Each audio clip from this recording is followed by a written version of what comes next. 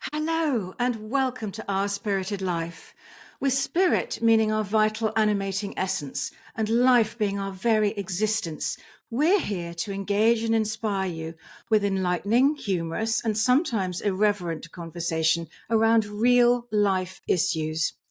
Our experiences may have gifted us a few wrinkles, but they have also given us strength, wisdom, humility, the ability to laugh at that which would previously made us cry, and the desire to make a jolly big difference to those who still struggle with life's challenges.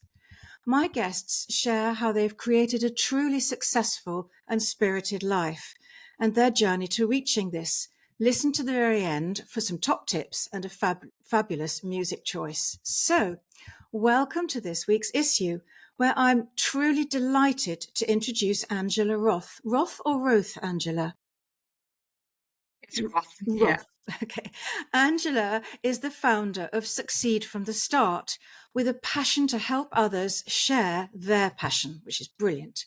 Angela, welcome to Our Spirited Life. We're speaking online. Thank And you. I'm in Cheltenham. So first, tell me where in the world you are. Well, I'm down in Devon, in a little village in the middle of nowhere, Oh, how really. lovely. So, And have you been yeah. there forever? Are you No, I dependent? was born in Merseyside. Right. So I've literally only moved here almost 3 years ago to Mhm. support one of our sons who'd been through a very traumatic marriage, and so we came to help him with his little girl. Oh, I read and understood that you've had some challenges, as you said, that you wouldn't wish on anybody else. I can resonate with that.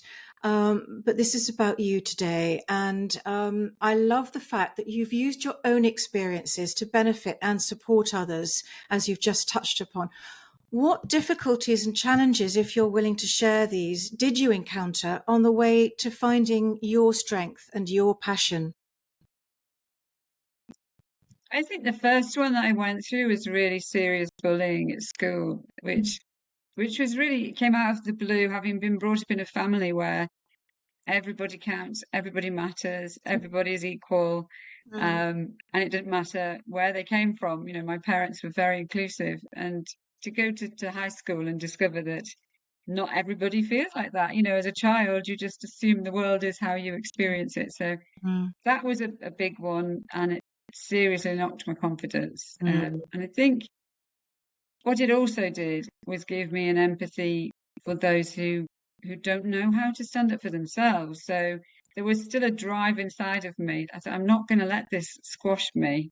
And so I started university with thinking like, okay, blank slate. I can be who I want to be here, and Mm. I don't have to put myself through that. Can I So ask? that was a real big step up. Yes. Can I ask you a question there? Yeah. Um, so Mm. it started at high school. From the very beginning, did you have that, I'm not going to let people do this to me? Or did you suffer and then have a day, one day with, I'm just not doing this anymore? And how I did you I do? let them. You let them bully you, Um, to start with.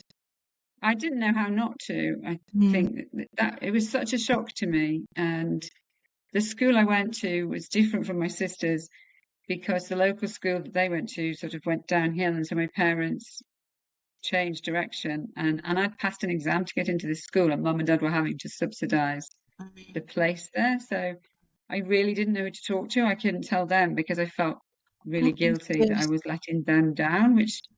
totally ridiculous, of course.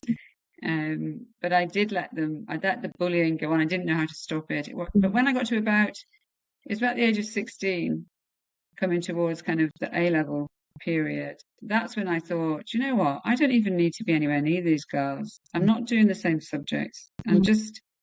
I'm just going to call them out. And so there was some kind of steel that started inside of me, and it was like, Mm. they try to make me look stupid.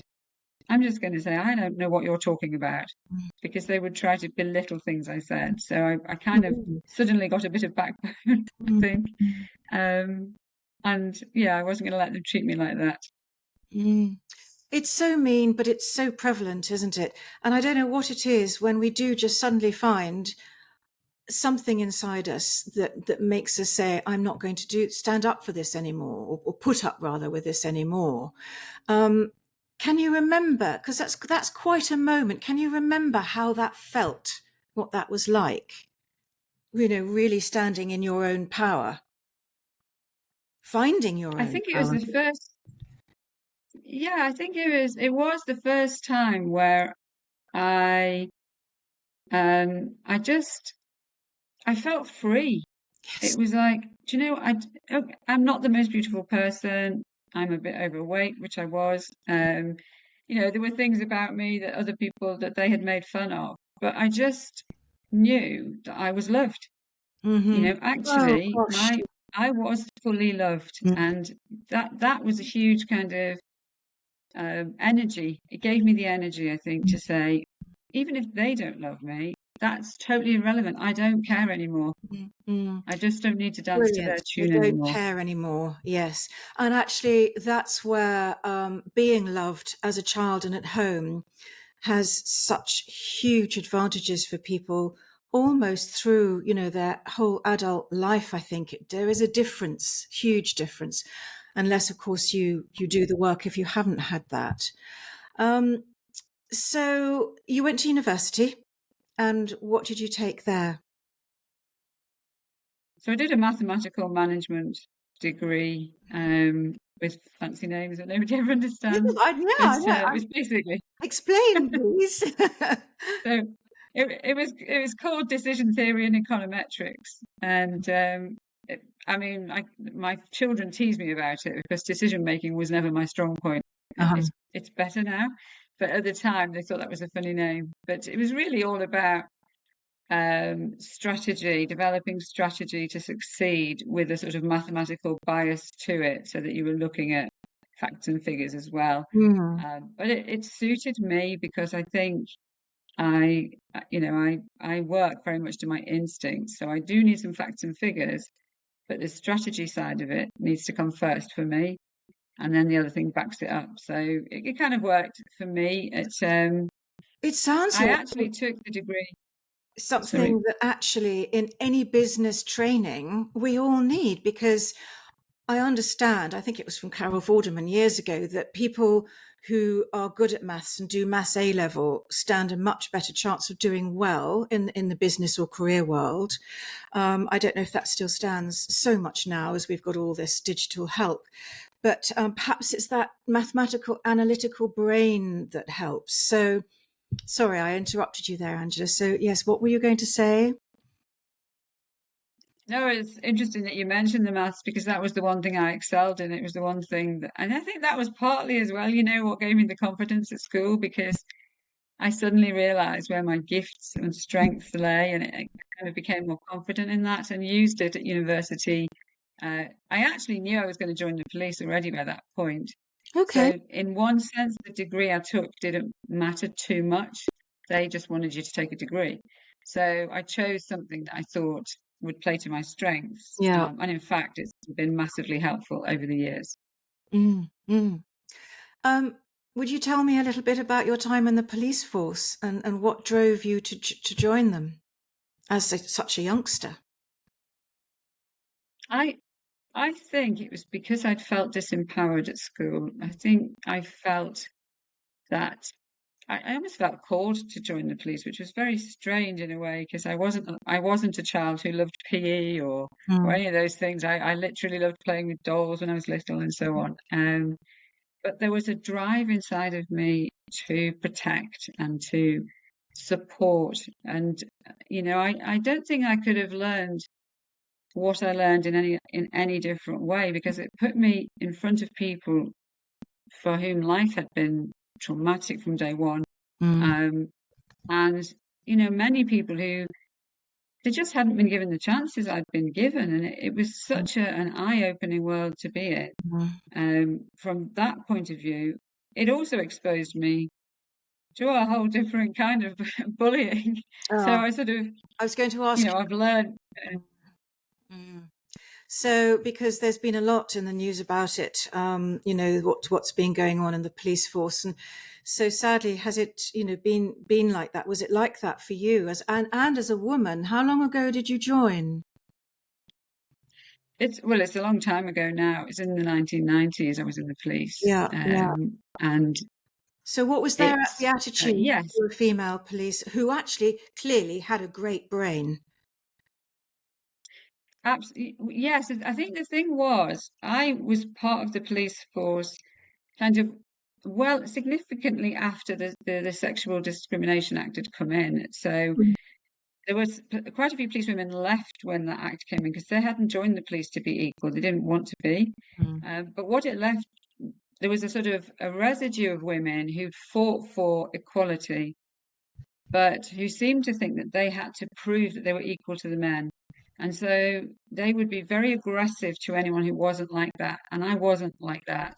You Mm. know, I wanted to be feminine. I didn't want to swear Mm. at and I certainly I didn't love want to that. sleep around. Yes, So I kind of stood yeah, out. to be feminine. One of the things I say with my mental toughness training is, as a career woman, do we have to be more man to succeed and climb the ladder? And the answer is no. At least we shouldn't have to be. And I think it's better if we can stay exactly authentically who we are and not have to try to be something else simply in order to succeed. But there is that element which you found when you thought, I don't care anymore and I am loved, of strength and resilience when you stood up to the bullies. That must have been so, I have to use the word empowering. You took back your power and stayed in it. So, and obviously, I guess it was practice for being in the police force. Did that sort of bullying when you were in the force come from only or mainly male colleagues or bosses, or was it from female as well? To be honest, it was mostly from the women. Oh my lord! The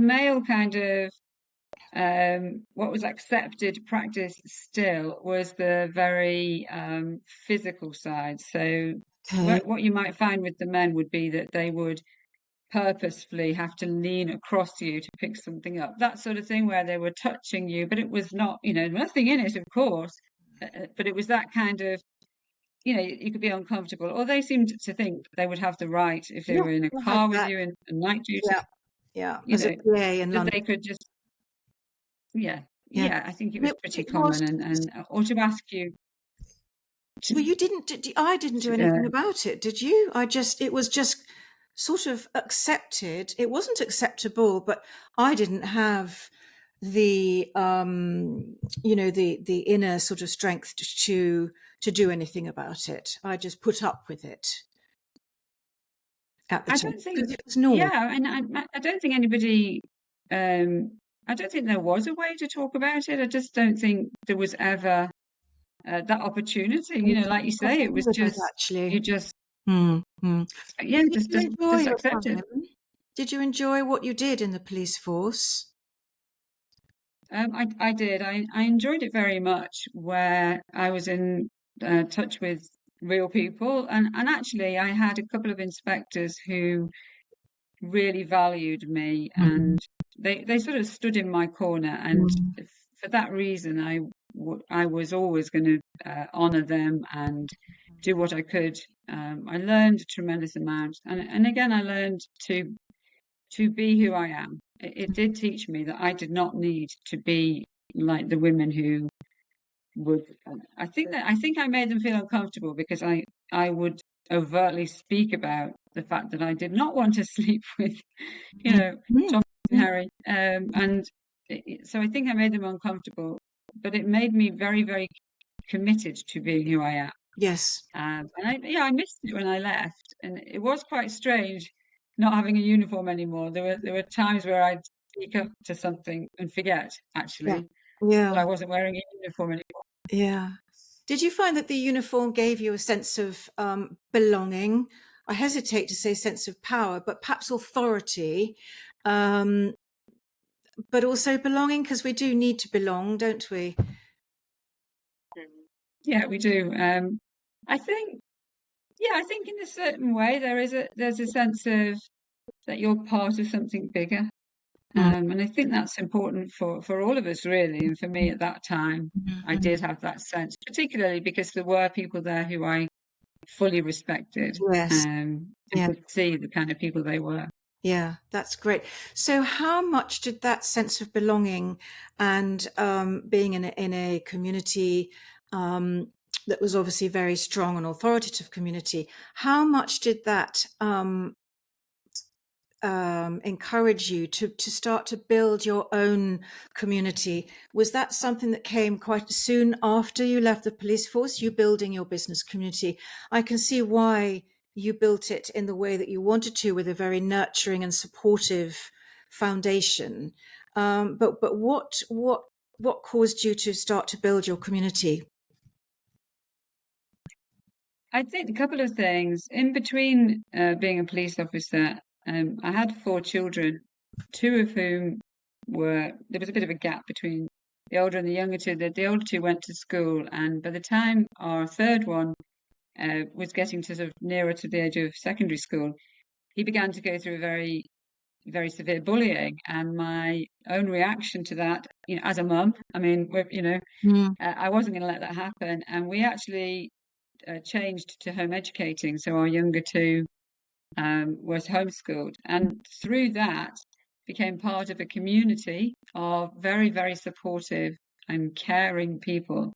And I built a business. My first business was based to support there, really, which was teaching jewelry making. mm, And that's, I kind of got this understanding of just how precious it is to be with people who have a shared goal and a shared vision mm.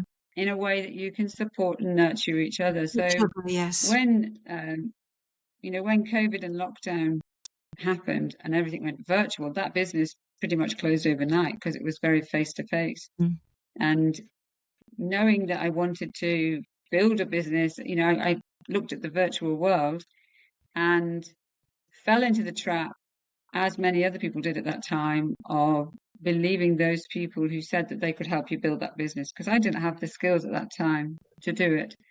And I found myself in debt I through was having just going to invested say, in the being wrong charged thing. paying a lot of money. And there is no magic wand, is there? A lot of it is a slog, and it's just focus and hard graft, keeping momentum going. But I think also connecting with good people, like-minded people. I think that, and so that's obviously how you've built, succeed from the start. It is very much focused on like-minded people with whom you resonate. Would that be true? Absolutely. And it almost happened um, not by accident. I was already at the point of realizing that I had the opportunity to help other people's voices be heard and to help other people get out there. And I created an event, like a 3-day summit, and lots and lots of people signed up to speak. There was a lot of interest in it. But what I discovered through speaking with everybody, as before they had their turn at speaking, I couldn't believe how many other people who were heart-led, passion-driven, had done exactly the same thing as me, had signed up or spent money or spent countless hours on free webinars Mm, trying to build a business where they could, that they could reach out and touch other people mm, with. And listening to them speaking, this kind of urgency grew inside of me. It's like you can't just let this moment slip away. They need help and support, and you've got all the tools in your basket that can help them. mm. And that's what began Succeed from the start. Brilliant. So your why that gets you out of bed in the morning, that's the thing to help other people, because you went through that experience of spending a lot of money and time. And it's painful actually when you're doing all of that and you're not really getting anywhere. You're not really getting it out there.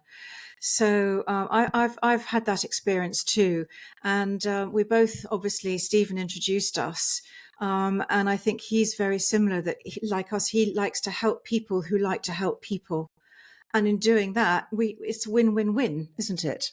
And I'm delighted he's introduced me to you.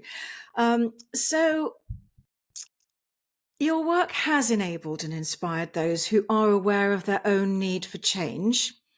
So, just how do you help these people, and how key to your work is being heart centered? It's absolutely fundamental. The whole thing that inspires me is the message. It's like, well, I call it your heart message.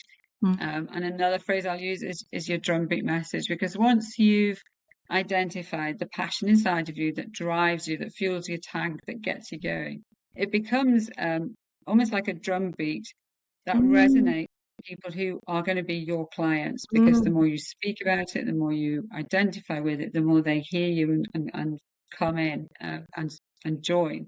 And what drives the whole business forward is that all the other members of the community are also heart led, which means that the support for each other is second to none. mm. The the commitment and compassion that's there for each other. If one person learns something, they will share it. Share If it. I love somebody puts that. their hand up and says, I'm struggling, I don't know what to do today, I don't know how to do this, somebody will say, let's jump on a call.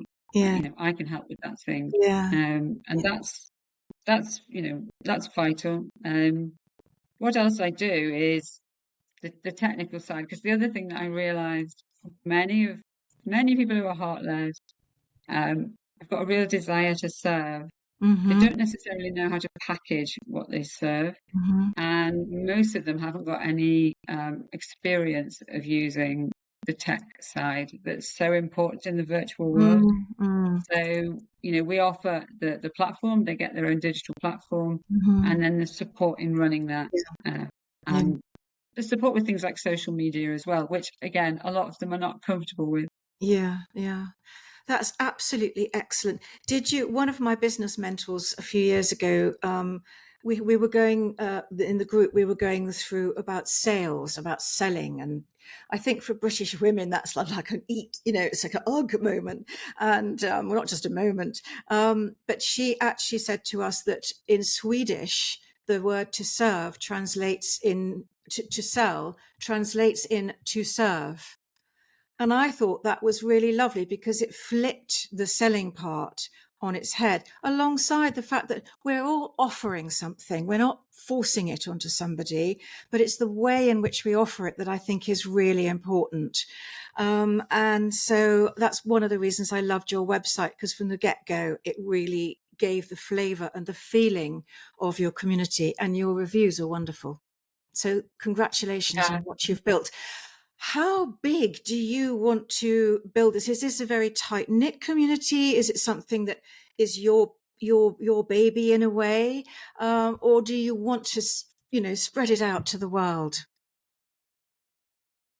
I want it to grow. I think the wonderful thing has been that the growth has been at the right speed. So we Mm-hmm. started with some founder members, and I was developing at the same time what do they need and finding out from them what do they need, and then bringing in to the point where we're at now, which is I believe that we have the right package there to support anybody that's got a passion to serve. Yeah. And that has to be the first driving force. Mm, It's that passion to serve that then we can give them the tools to take them further. But all the time, the way that my brain works is it's always on the lookout for anything that will help my members.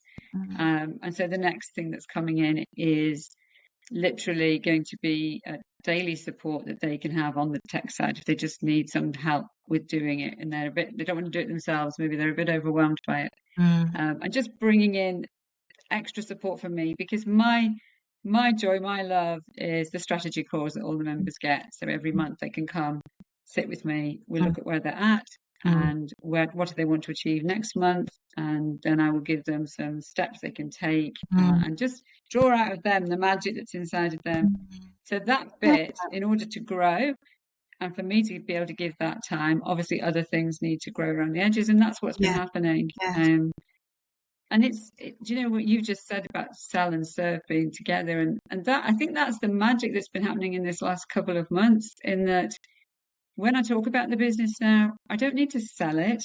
mm. It's like you're giving a gift, because I know it works. I know that the people who join the Absolutely. community Yes, are absolutely. loved and cared for. Yeah. And so Accept it. completely in integrity, completely authentic in your heart-centered passion. And that's absolutely wonderful. And it feels a very good place to be, yes? Yeah, Mm. I think on the couple of times, and it was a learning curve for me, that I've allowed somebody into the membership who was not heart-led. Mm-hmm. And the warning signs were there, but if you're heart-led, you want to help people. So, Yeah, for me, it was like, well, maybe that once they get to meet the others, that part will come, that part will grow. yeah, Even though in the back of my mind, I was thinking, I think, I think money is their God. I think yeah, that was the truth of it. yeah. And, they didn't fit. It wasn't that anybody chased them away. It was Mm. just that they didn't want to serve. They didn't want to be part of Okay. any kind of collaboration Yeah, or support. They didn't even yeah. really want to know what the other people did. So Okay. it just Yeah. So wasn't going to be wasn't a the community right place. player then? No, no, No. no. But so did that come to them naturally? And they went away, or you didn't have to tell them, did you? You No, no, it was a sort of a roll. mutual understanding. Yeah, Yes, that would yeah, it was a bit awkward, yeah. but I felt like no, no, you need to take the learning from here and Yes. really trust your Yeah. instincts Yeah. always. Yeah. Yeah. Speaking about learning, I'd love to just touch on resilience, which is one of my favorite subjects and key topics. Having grown up without any, without any self-worth, without any resilience, justifying my place on this planet, and probably until I was in my late 50s. And then I knew that if my life was going to change, I had to change, and I had to really start learning about why things were happening, and get a grip. I don't like that phrase because my second husband used to use that. He was in the army, and I get a grip. But actually, sometimes we do have to just jolly well take a long, hard look, and know that if our life's going to change, we have to change. And so when I did the mental toughness training, which is one of my passions, I think I have sort of several things that I do in a basket of offerings. I absolutely, and then I spent 6 months last year creating my mental toughness day's workshop. I learnt so much from that it's actually really done me the power of good. And I cannot wait to help other people. Not only actually, Angela, with resilience as leaders and aspiring leaders and female leaders, but for women who suffer from abuse. Because if we, like you with your bullying, hang on a minute, with abuse, um, if you are completely within your power, if you know that you're loved, if you know that you have your self-love, and you know your value, not just believe that it's there, but know it, and all the other elements of resilience and positivity, which is basically what mental toughness is, then nothing in life can put you down on the floor. And it's the experience with that, which is why I want to get this out there to people, because the difference it makes is phenomenal.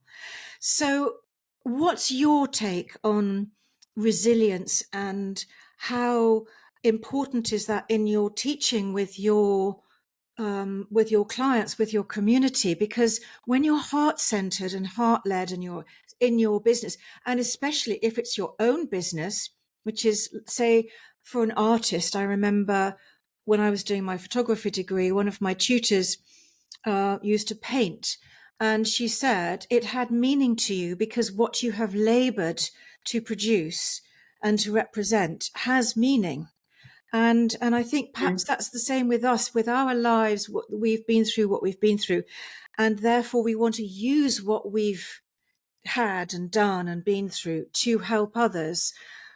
How do you help your community with resilience? Because with heart-centered people, sometimes that can be a real challenge.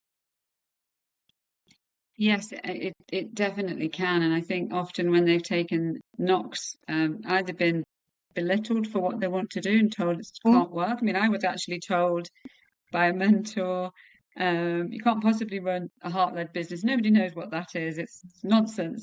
Business people aren't heart-led. And I stood on my own instincts to know that actually it's what the world needs. Yes. So Oh, one yes. of the most important um, aspects of our membership is to identify the heart message that you are carrying within yourself. Mm-hmm. And where does it come from? And why is it important to you? And Love why that. is it something that you're not going to let go? Because Mm. it needs to be something that doesn't matter what the world throws at you, how the wind is blowing, you will stand firm on it. Mm. And once somebody's identified that and got that really rooted, then the rest of the things will fall into place. And, I just want to say that's, the story that you touched on there with the, from the abuse side of it.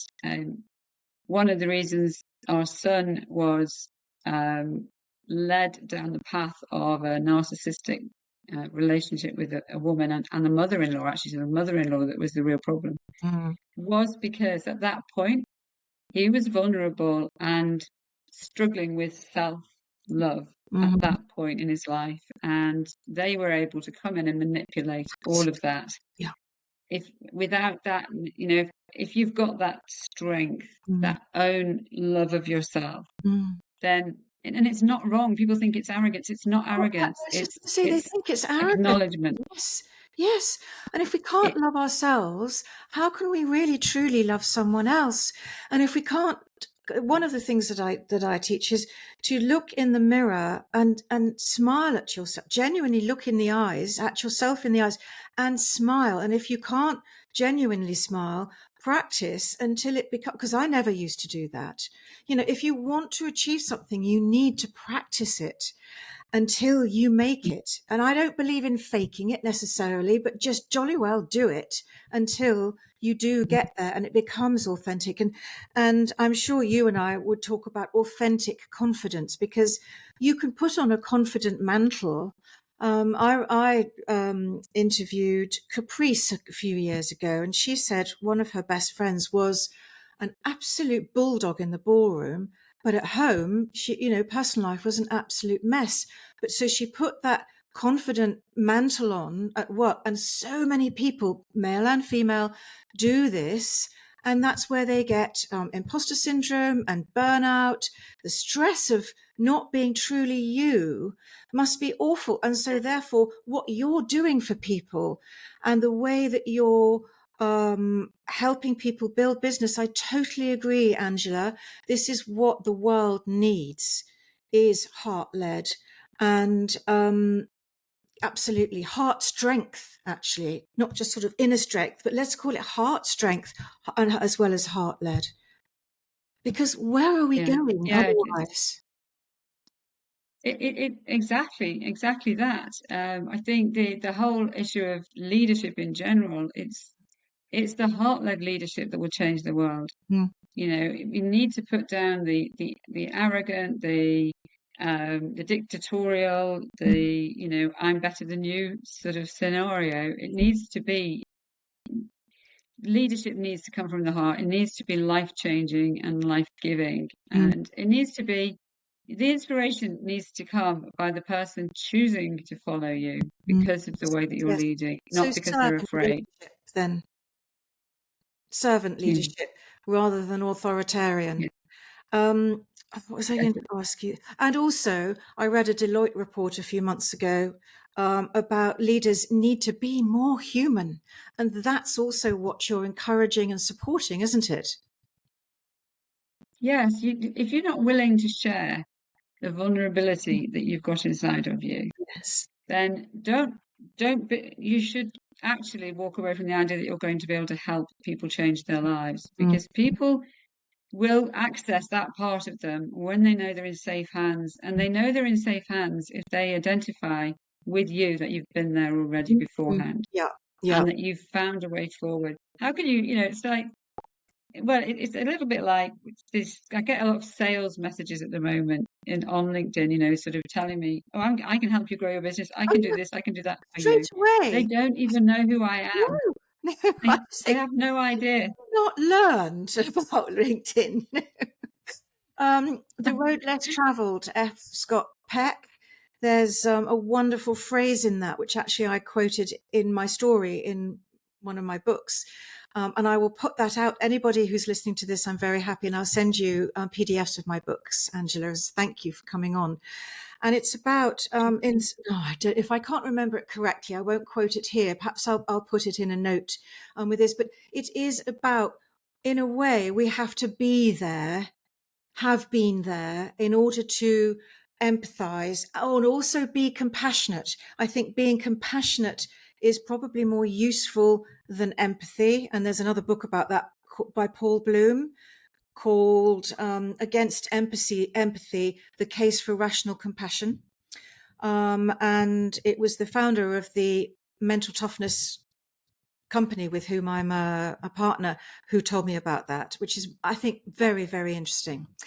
So thank you for your views on that. They're very, very valid.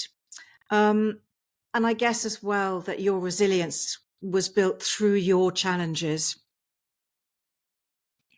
Yeah, I think resilience comes at every stage of life if you are willing to allow it to. And I mean, one of the biggest, the most challenging times for me was when my eldest brother died of a brain tumor, and he had been my hero from the Um, first day I was born. He would always, when I came home from school, he was 11 years older than me, and he was just there. I could tell him anything. And when he passed away very suddenly, within a very short space of time, my world fell apart, to be honest. I did not know how to cope. I was angry at God that he should die, and all sorts of things. And I just couldn't find, how do I deal with this? may I ask But how old through you were getting at help, the time? How old were you at that time? I, Uh, I was actually in my 40s, right. and he was in his Really sad. 50s. Mm, I had young children, mm, and I just literally, I just didn't know what to do, where to go, to say to anybody. It was only through getting help from someone who had been there, first of all, they had been there, mm, um, where I could be totally myself and in a different place. And then understanding and learning to sort of grow around the grief, if you like. But the change it's made in my life, because I was willing to face it and deal with it, and it's, the hole is still there. mm, Christopher is There'll always be a hole in my life because Christopher's not there. mm. But the people I've met and the people I've been able to help through situations, and I'll find them saying, I don't know why I'm telling you all this, and I'll know why they're telling me, Yes, yes. because of I know you. because there's that, Yeah. they know that you've I been there. I learned about grief that you don't get over it, you just learn to live with it. But I love what you said, that you grew around it. Is that what you said? Yeah, Absolutely, yeah. yeah. I've never And heard if that anybody's phrase listening, before. and Can you tell us more yeah, about growing around grief, please? yeah, I think it's a really important. It was a whole life changer for me, and what it was is I felt really guilty that the pain and the grief was lasting long, as long as it was, and I felt guilty that I was struggling when there were so many people in the world going through such Mm, difficult situations. And so it was almost like I felt like I had to hide my feeling because it wasn't as valid as theirs. And it was only when I realized that all of us have the right to grieve and feel loss at mm, someone who's died, who's mm, important to us, mm, who's loved us. mm, And so that hole can never ever be replaced. mhm, But life goes on around it. mhm, And as long as you allow that, as long as you accept that, and you believe it's okay that you miss that person, mhm, it's okay. mhm, You are perfectly within your rights to miss that person. But you can take hold then of the fact that what they left in your life is a powerful testimony, and that nobody can ever take that away. It's yours. It's something that's made you who you are, and how you react to it is also something that makes you who you are. And so life began to go on around the edges of the grief. Mm-hmm. And Oh, it's, you know, yeah. and the grief changed into the hole that the person left rather than the overwhelming grief. Yeah.